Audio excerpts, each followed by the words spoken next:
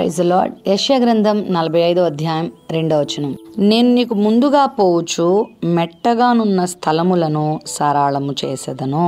అన్నీ తెలిసిన వ్యక్తులు మన ముందుగా వెళ్తూ ఉన్నారనుకోండి, ఆ దారిలో ఉన్నటువంటి లోటుపాట్లేంటి, ఆ దారిలో ఉన్నటువంటి ఎత్తు పల్లాలేంటి, ఆ వివరాలన్నిటిని కూడా వారు మనకు తెలియచేస్తూ మనల్ని చక్కగా గైడ్ చేయడానికి వారు మనకు ఎంతో సహాయపడుతూ ఉంటారు. జీవితం అనే ఈ ప్రయాణంలో అన్నీ ఎరిగిన వారు ఎవరు మన విషయాలు అనంటే దేవునికి తప్ప మన భూత వర్తమాన భవిష్యత్ కాలాలు ఎవరికీ తెలియదు. దేవుడు అంటున్నాడు, నేను నీ జీవితంలో నువ్వు నడిచే ప్రతి మార్గంలో నీకంటే ముందుగా వెళ్తూ మెట్టగా ఉన్న స్థలాలన్నిటినీ కూడా నేను సరళం చేస్తాను. అంటే నీకు మార్గాన్ని నేను సుగమం చేస్తాను, సరళం చేస్తాను. నీ మార్గానికి ఆటంకంగా ఉన్నటువంటి ప్రతి అభ్యంతరాలను నేను తొలగిస్తానని ప్రభు వాగ్దానం చేస్తున్నాడు. మరి నీ జీవితంలో కూడా దేవుని నమ్ముకొని నిజదేవుని ఆశ్రయించి పాపాన్ని విడిచిపెట్టి పరిశుద్ధతను చేపట్టి పవిత్రత కలిగి లోకంలో జీవిస్తున్నప్పుడు నీ జీవిత యాత్రలో చాలా అభ్యంతరాలు అవాంతరాలు కనబడుతున్నాయా? అయితే ఒకటి నమ్ము, నీవు నడిచే ప్రతి దారిలో నీకంటే ముందుగా ఆయనే వెళ్తున్నాడు, ఆయనే సంచరిస్తున్నారు. ఆయన ఆల్రెడీ ఆ దారంతా తెలుసుకున్నారు.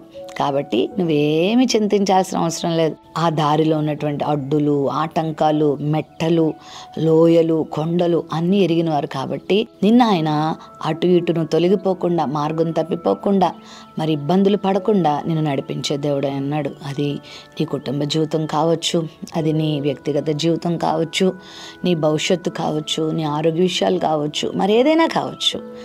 దేవుడు నీ ముందున్నాడు అని గనక నువ్వు విశ్వసిస్తే నీ మార్గం నీకేమి బాధ కలిగించదు, పైపెచ్చు నీకెంతో ఆనందాన్ని ఇస్తుంది. నీ జీవితంలో ప్రతి అంశంలో కూడా దేవుడు తనదైన శైలిలో నీకు సహాయం చేస్తారు. రేపేమి జరగబోతుందో అని ఇప్పుడే నువ్వు కృంగిపోవాల్సిన అవసరం లేదు, చింతించాల్సిన అవసరం లేదు. నీ ప్రభు నీతో ఉన్నాడు కాబట్టి రేపటి గురించి చింత నీకొద్దు. ఆయన చూసుకుంటాడు. ప్రతి శత్రువుతో ఆయన పోరాడతాడు, నీకు జయమిస్తాడు. గొప్ప కార్యాలు నీ జీవితంలో ఆయన చేస్తాడు. ఇశ్రాయేలీయులు కూడా ప్రభు వాగ్దానం చేశాడు, మీరు నడిచి వెళ్ళేటువంటి మార్గము కొండలు, లోయలు, పర్వతాలతో నిండిన ప్రాంతం కాబట్టి ఆయా రకాల శత్రువులు మీ మీద దాడి చేయొచ్చు. అయితే మీకంటే ముందుగా నేనున్నాను. అందుకే ప్రభువు పగలు మేఘస్తంభంగా, రాత్రి అగ్నిస్తంభంగా వారితో ఉంటూ ఆ యొక్క అరణ్య యాత్రలో ఇశ్రాయేలుకి ఎంతో సహాయం చేశారు. నీ జీవిత యాత్రలో కూడా ప్రభు నీకు సహాయం చేస్తారు. ఎంత భయంకరమైన తుఫాను నీ జీవితంలో చెలరేగినా నువ్వు భయపడద్దు. అందులో ఆయన ఉన్నారు, ఆయన సహాయం నీకుంది. నువ్వు విడుదల పొందుతావు, నువ్వు ఆదరణ పొందుతావు. నీ మార్గం సరళం చేయబడి నీ ప్రయాణం చక్కగా సాగి నువ్వు గమ్యానికి చేరుకుంటావు. ప్రేమ నమ్మకం కలిగిన మా తండ్రి, మీరు మాకంటే ముందుగా వెళ్ళొచ్చు. మెట్టగానున్న ప్రతి స్థలమును మీరు సరళము చేసే దేవుడుగా ఉన్నావు. నీ బిడ్డల జీవితంలో ఏ అడ్డులు, ఆటంకాలు అపవాది కలిగిస్తున్నాడో అవన్నీ కూడా నువ్వు సరళం చేసి వారి ప్రయాణం సజావుగా సాగి చక్కని గమ్యానికి చేరుకొని నీకు మహిమ తెచ్చే జీవితాలుగా ఉండుట కృప చూపమని యేసు నామములో ప్రార్థిస్తున్నాం తండ్రి.